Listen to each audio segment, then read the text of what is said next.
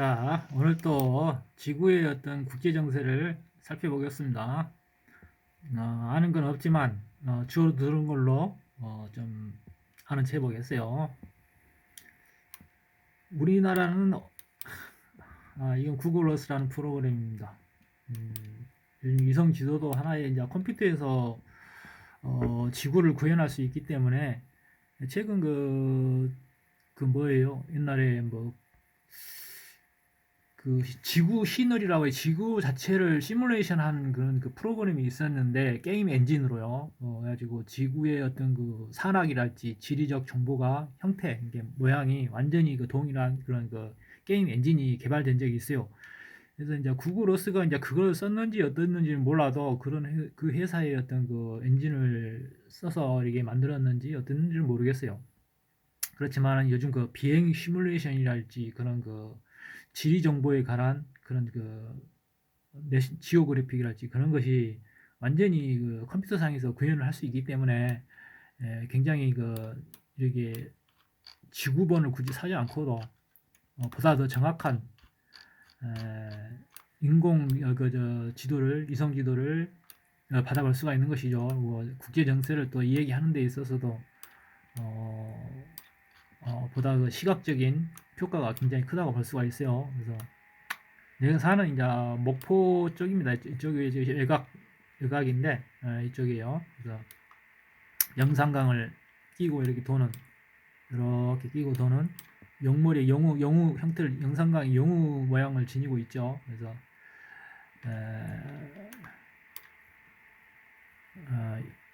일로읍에서 이쪽에 가까운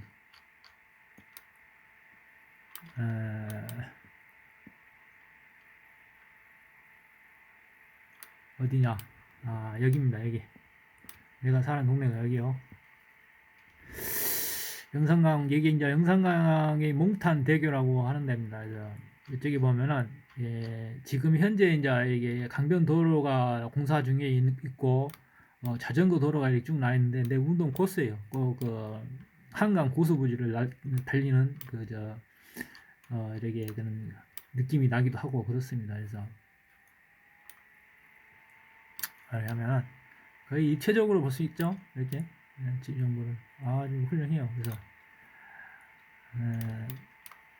굉장히 그 물이 풍부하고 이렇게 아무리 가물어도 이렇게 이쪽에서 농사 짓는 것이 굉장히 다른 지역보다도 유리합니다. 그래서 아무리 가물어도 물이 부족하지 않는 그런 그 지역이기도 해요. 농사 짓기도 편하고 그렇습니다. 그래서 여기 유명한 데가 있어요. 그 몽룡 저수지라고 그 연꽃방 중에 있는데 매년 축제를 하고 그렇습니다. 그래서 굉장히 돈을 많이 쏟아붓는 것이죠. 그래서 오늘은 이제 국제 정세를 살펴보고자 하는 거예요. 그래서 우리는 남과 부 분단 국가죠. 그래서 충분히 6.25 전쟁 때 이제 북진을 통해서 통일을 할 수 있는 상황인데 이제 중공군이 밀려오므로서 뭐 지평이라는 그 지역에서 이제 중공군과 우리 그 유엔과 대대적인 그 전투를 벌였죠. 그래서 우리가 결국 승리를 했는데 자칫 여기서 이때 이제 메가드와 참모진이 이 한국에서 철수하려는 그런 게 이제 의도가 있었어요. 근데 그때 이제 새로운 그 사령관이 누군지는 모르겠는데 이름이 기가 안 나는데 메가더 장군이 너 이렇게 철수할 생각은 없었던 것이죠. 이제 의견이 이제 철수하자 이제 그렇게 했는데 심중에는 그 철수하면 안 된다는 우리가 그 이승만 대통령의 어떤 그 간절한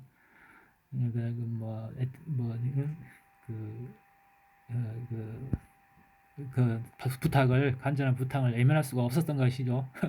늙은 노인네가 그렇게 눈물 젖은 눈빛으로 메가더라는 걸 간절히 바라보면서도 이렇게 애원을 하는데 그걸 거절할 수가 없었던가 봐요. 그래서 이제 참모진에서 이제 철수할 수밖에 없다 그렇게 이제 판정을 했는데 새로운 사령관이 투철한 군인 정신에 이렇게 무장되어 있는 그 사령관이 우리는 전쟁은 무조건 이겨야 된다는 그런 그 사명 의식이 있기 때문에 승패의 차원을 떠나서 지더라도 진다 하더라도 그냥 여기서 살아하겠다.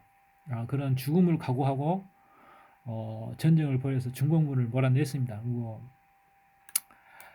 중군이 이제 그때 당시에 이제 이 핵 한 방이면은 중국 쪽 핵 한 방이면은 우리가 이게 조선 이 북한 땅을 우리가 이제 다시 회복할 수 있는 그런 상황이고 저기 연해주까지 다 회복할 수 있는 상황인데 그렇게 크게 전쟁을 크게 이제 판을 키우지 않았죠. 그래서 우리가 이제 일본과 한국은 중요대에서 일본보다는 그 당시에는 더 떨어졌다고 봐요. 뭐 이게 이제 일본은 프라이머리 인터레스트라고 그러고 대한민국은 뭐 세컨드리 인터레스트라고 그러죠. 그래서 이제 일본보다 두 번째로 중요한 게 일본을 지키기 위해서는 한국이 두 번째로 중요하다.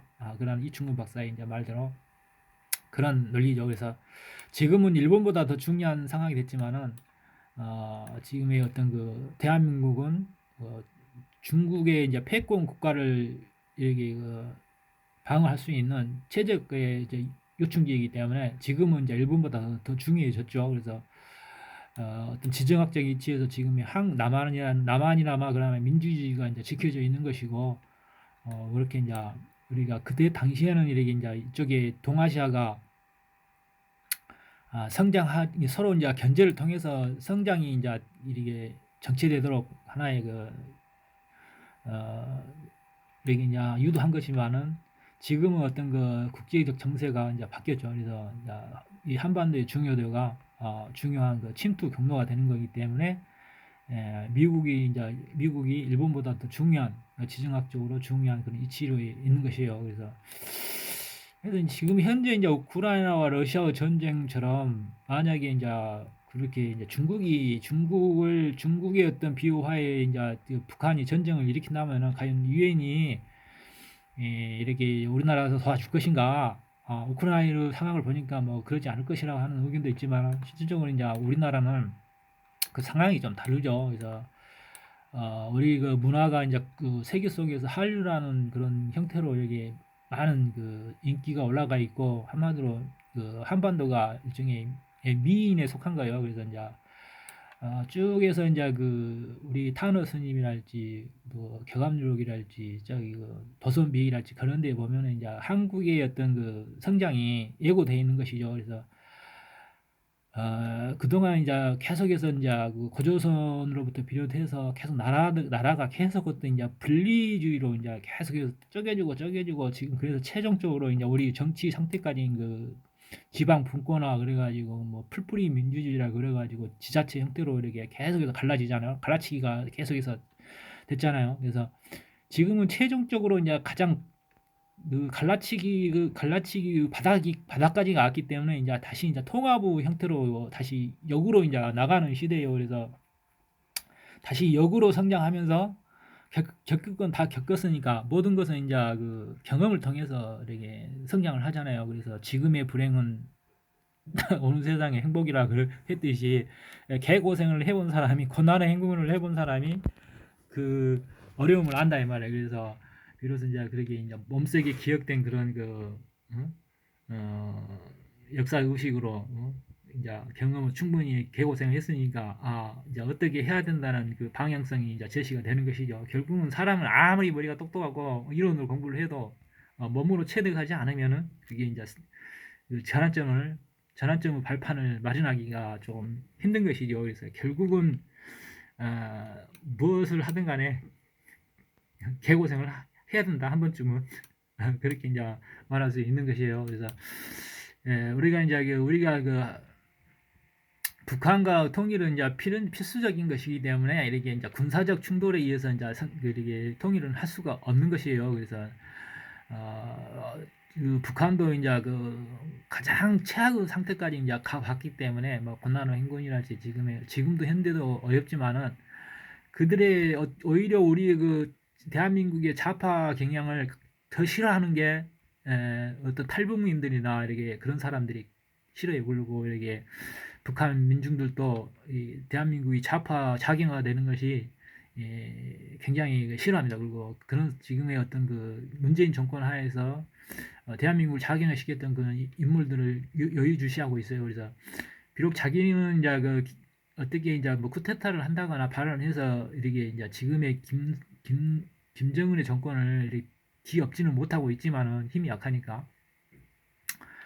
그래도 이제 그 남한의 어떤 정치적 상황이랄지 그런 우리 탈북민을 통해서 이제 그런 걸 세세 듣고 있고, 그리고 이 뼈저리게 그러한 사회주의가 얼마큼 사람을 힘들게 만드는 걸 스스로 이제 다 경험을 했기 때문에, 오히려 통일 상황이 되면은 이들이 더 주도하게 될 거라는 말이지. 전쟁이 일어나면은 만약에 어떤 상황에서 전쟁이 발발을 했다 하더라도 내부의 어떤 질환으로 붕괴할 수밖에 없는 거예요. 그래서 우리가 핵이 있긴 있는데 핵을 못 쓰게 하는 게 뭐냐면, 핵을 발사하지 못하게 하는 그런 하는 저항 세력이 내부에 있다 이 말이죠. 내부에. 그래서 내부에 있기 때문에 상당히 이제 핵을 쓸 수 있는 한계는 있다 이거죠. 그래서 지금은 우리가 이제 러시아와의 어떤 관계는 좋은 편인데, 지금 우크라이나 사태에 의해서 우리는 미국과 동맹 관계이기 때문에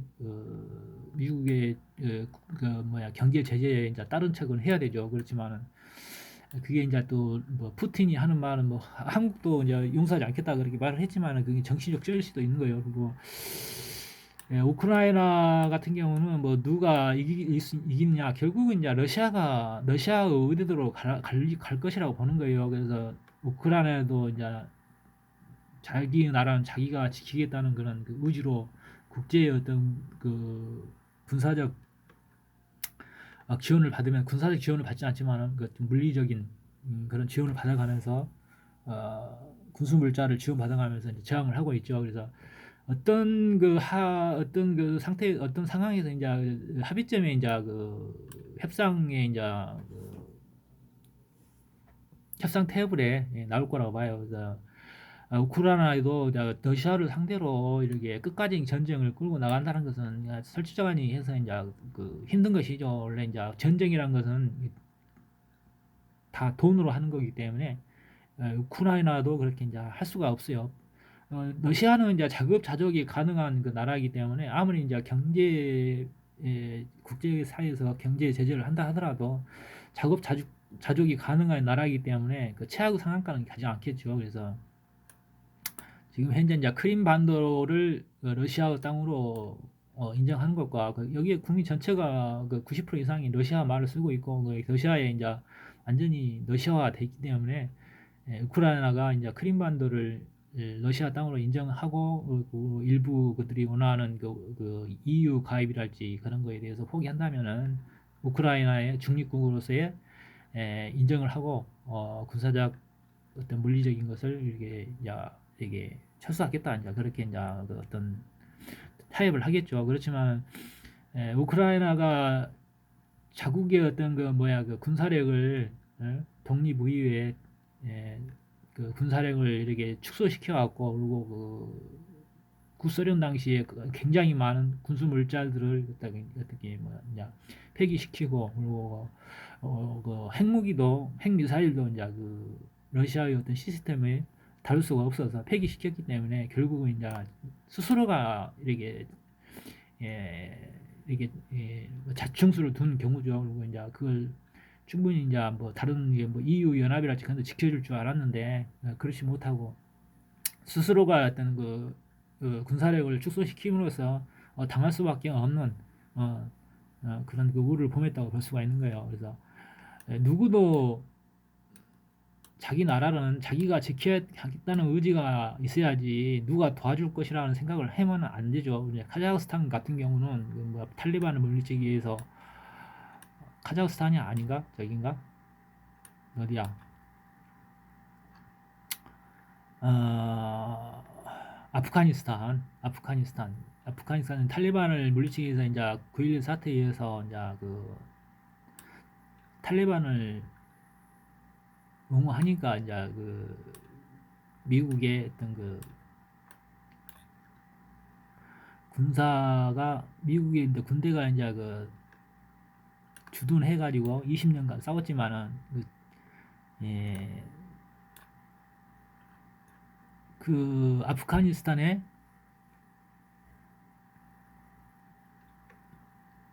여가 아프가니스탄인가?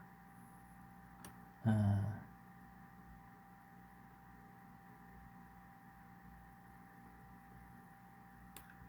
스스로가 그 자신의 나라를 지키겠다는 의지가 없고 이게 이제 그 정부가 부패하다 보니까 결국은 철수해버렸죠.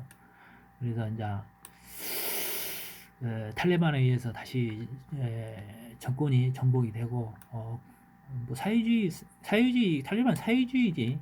그렇게 이제 스스로가 이게 자기가 자기를 지키겠다는 그런 의지가 약함으로 인해서 결국은 이제 그 터전을 뺏기게 되는 것이죠. 그래서 우리나라도 마찬가지예요. 우리나라가 지금 현재 군사력이 뭐 6인이 10인이 그래도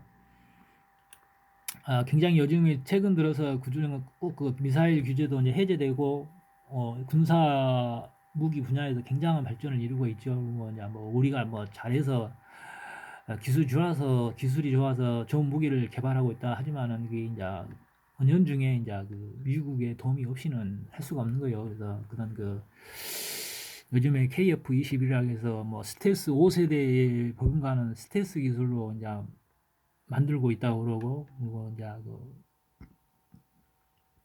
잠수함 기술도 이게 이제 그 뭐 핵잠수함으로 이제 성장해 나가고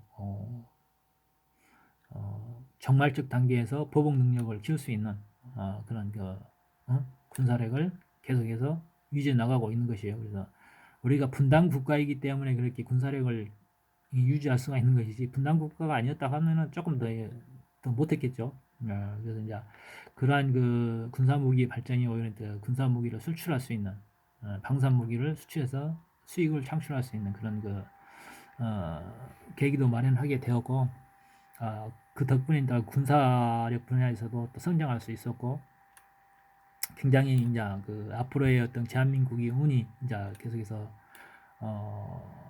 러시아와의 어떤 경협을 통해서 이렇게 뻗어나갈 수 있다고 보는 거예요. 그래서 이 한국의 성장을 미국이 지금 현재 상황에서는 그 중국과의 어떤 패권 경쟁에 있어서 이제 우리가 대한민국 이득을 보고 있지만은 뭐 대한민국이 어느 정도 성장하는 것까지는 이제 미국에서도 눈 감아 주겠지만은 결국 이제 그 미국과의 어떤 그 동맹 관계를 이제 벗어나면 안 되죠. 그래서 미국과의 협의하에 성장이 이루어져야 되죠. 그래서 러시아는 땅은 강하는데 인구가 뭐 1억 뭐 5천만 그 정도밖에 안 되기 때문에 노는 땅이 많아요. 그래서 우리 한국의 어떤 그 국토개발 능력을 발휘해서 이렇게 어떤 그 빌려가지고 자치구를 형성을 해서 벌써 개발을 하고 상호 이제 좋은 방향으로 이익이 되는 방향으로 성장해 나갈 수가 있겠죠. 우리가 특히 이제 이 러시아의 어떤 버려진 땅이 캄차카 반도보다도 작은 땅이 한국이잖아요. 캄차카 반도 아니에요. 캄차카 반도 이게 뭐 부르 고리에 있는 하라산도 많고 그러게 좀 안정되지 않는 그런 땅덩어리지만 그래도 이제 여기서 이제 수산물이 많이 나오기 때문에 수산물이나 그런 것들이 이제 많이 나오기 때문에 그리고 이쪽에 이제 그 북해 쪽으로 이렇게 진입할 수 있는 배령으로 이제 진입할 수 있는 그 항로가 이제 개척할 수 있는 곳이기 때문에 이쪽으로도 진출할 필요가 있는 거예요. 뭐 지금 뭐 쿠릴이었던가 뭐 살린주 쿠릴이었던 같은 게 뭐 임대해주라고 그런 말이 있었잖아요. 그래서 이게 이제 이쪽에도 뭐 유태인 자치구라는 것도 있더만. 그리고 이제 내몽골 같은 이 몽골도 이제 우리가 우랄 알타이아 어족으로서 이제 우리가 이제 몽고족이잖아요. 몽고 계통의 이제 인종인데 내몽골은 그 중국에 편입돼서 중국 내몽골 자치주의가 되고 북쪽으로는 이제 그 지금 현재 몽골인데 얘네들이 이제 중국 애들이 먹지 못하는 이유가 러시아나 얘네들이 먹지 못하는 이유가 여기 미군이 또 주둔해 있어요. 그래서 여기를 침략을 하게 되면 미군이 자동 개입을 하겠죠. 그래서 이렇게 카자흐스탄도 옛날 구소련 연방 국가였고 굉장히 많이 이제 그 구소련이 무너지면서 분리 독립한 나라가 굉장히 많죠. 그래서 이쪽에 보면 현재 이제 우크라이나하고 전쟁을 하고 있는 상황이고, 이쪽이 벨라루스. 뭐 벨라루스에 대한 소문이 뭐예요? 그 김태희가 밭을 맨다? 김태희가 밭을 맨 미인이 많은 나라라고 뭐 소문이 나 있잖아요. 그거 여기서는 실질적으로 공산주의자 국가인데, 공산주의 국가인가? 그건 잘 모르겠는데, 자국의 나라의 여자가 결혼을 하게 되면은 그 세금을 내야 된다고 합니다. 세금을 내야 된대요. 누구도 우리나라 미인을 데리고 살려면은 세금을 내라, 그런 그 법이 있다고 합니다. 그래서 근데 누구 최준영의 말을 들어보면 그렇게 그 미인이 많은 것도 아니래요. 그래서 우크라이나도 이제 그렇게 따지면 우크라이나도 미인이 많죠. 우리 우크라이나에서 온 그 미수다에서 우크라이나 미인이 있었잖아요.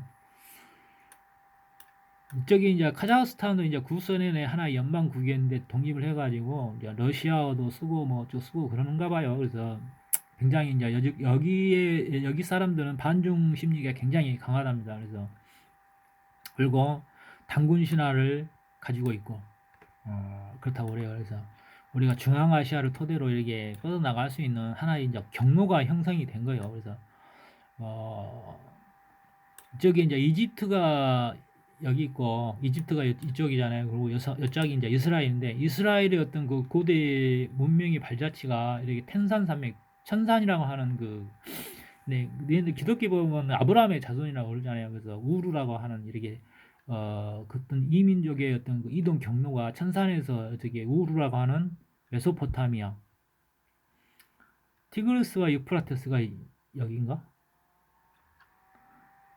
그래가지고 그 메소포타미아 문명에 보면은 우르라는 그 마을이 있어요. 그래서 이쪽에서 이렇게 이제 이주를 하면서 고대인들이 이주를 하면서 이렇게 정착한 게 아브라함의 후손 자손들이라 합니다. 아브라함의 이전의 조상들이 그렇게 했겠죠. 그래서 실질적으로 보면 이게 이스라엘의 어떤 이게 이미지, 과거의 어떤 이미지를 보면은 갓을 쓰거나 상투를 들고 갓을 쓴 모습들이 나타나기도 합니다. 그래서 그러한 고조선의 발자취가 이렇게 이제 이쪽까지 이어져 있고, 솔직히 그렇게 얘기하면은 모두가 이제 혈통이 어떻게 보면 쭉 이어져 있는 것이죠. 그런데 그런 걸 찾아서 우리는 같은 혈통이다, 그래가지고 이렇게 이제 세계를 아우를 수 있는 그런 어떤 발판을 또 마련할 수가 있다고 볼 수 있는 거예요. 그래서 그러한 내용에 대해서는 김정민 박사의 단군의 나라 뭐 있잖아요. 응? 단군의 나라 카자흐스탄이라는 그 제목의 책이 있어요. 김정민 박사의 어떤 강좌에 그런 내용들이 잘 나옵니다. 포부가 굉장히 커요. 근데 지금이 이제 그런 게 너무 그게 뭐 판이 크지 않냐, 포부가 크지 않냐, 이룰 수 없는 거다, 그렇게 얘기하지만은 지금 이제 그 발단 단계에 있기 때문에 그렇게 얘기하지만은 우리는 할 수 있다라고 말할 수 있어야 돼요. 할 수 있다고 말할 수 있어야지, 그걸 할 수 없다라고 말하면 안 됩니다. 그래서 꾸준히 성장하고 발전한 사람은 그 민족성이, 우리는 할 수 있다, 뭐든지 할 수 있다, 그런 자세가 항상 필요한 거예요. 대가리를 뽀개서라도 할 수 있다, 그래야지. 할 수 없다, 뭐든지 뭐 비판적인 네가티브적인 어떤 발상을 가지고 있으면 그 민족이랄지 개인도 마찬가지예요. 영원히 성장할 수가 없는 거죠. 그리고 항상 사람을 실패를 딛고 성장하는 거기 때문에 그 실패가 하나의 어떤 자원이 되는 거예요. 그래서 또 네가티브적인 사람은 그 실패에서 좌절하고 그걸로 끝나버리지만은, 포지티브적인 자세를 가지고 있는 사람은 그것도 하나의 큰 도약의 발판으로 삼는다는 것이요. 그래서 끝없이 성장하고 끊임없이 발전하는 그런 민족이 이제 이렇게 이제 대한민국이라는 한반도의 어떤 천선민족, 캐레이, 기 때문에 이게 이제 밀리고 밀려서 고조선이 해체되면서 이렇게 밀리고 밀려서 반도라는 끝에까지 왔어. 끝에까지. 다시 이제 이렇게 끝에까지 압축이 됐단 말이야. 그러면 이 압축되어 있는 한반도의 어떤 기질이 이제 이렇게 펑 하고 대륙으로 나가. 그게 애고가 돼 있어요.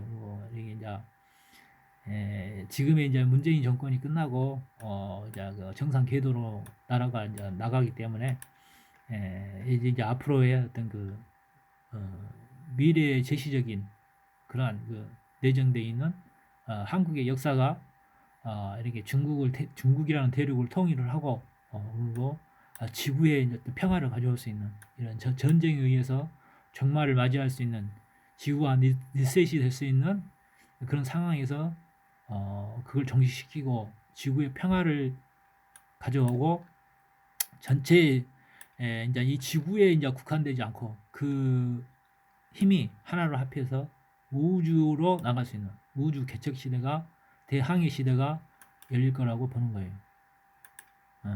우리는 공허한 보세요. 이 은하계잖아요. 은하계 저편에서 이렇게 오르트 그름이라고 그러는가? 이 공허한 어떤 그 우주 속에서 이렇게 땡그란이 떠 있는 지구라는 곳에서 이렇게 아웅다웅 다투며 살 필요가 없다 이 말입니다. 그래서 우리가 나아갈 길은 지구를 통일하고 뭐 달을 개척하고 화성을 개척하고 태양계를 넘어 저 먼 우주로 나아가야겠죠. 우주는 강대합니다. 그래서 우리가 얼만큼 지구라는 그 좁은 우물 안에서 아웅다웅하면서 쓸데없이 다투고 있는가 그런 걸 생각한다면은 아직도 인간은 그 성장의 한계 속에서 살고 있다. 그렇게 보시면 되는 것이죠. 오늘은 여기까지 하겠습니다.